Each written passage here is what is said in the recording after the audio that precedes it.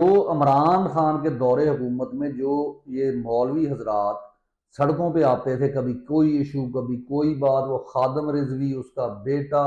हर तरह का मौलवी, इब्तिसाम इलाही जहीर, तो ये तमाम के तमाम लोग, अगर आपको वो याद हो कि जब भुट्टो के खिलाफ तहरीक चली थी, जियाउल हक ने इन मौलवियों को उठाकर खड़ा किया था। ये लोग रास्ता के बड़े बड़े आलम दीन जो थे, उन्होंने पाकिस्तान को दो टुकड़े करने में अहम किरदार अदा किया था। कभी तारीख का मुताला करें,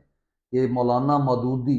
जिन्होंने बहुत सारी तफसीरें लिखी, उनके कहाँ कहाँ पे उनका हाथ शामिल है इस मुल्क की तबाही में। इसी तरीके से आप जितने जमात इस्लामी के लोग हैं, ये सिर्फ और सिर्फ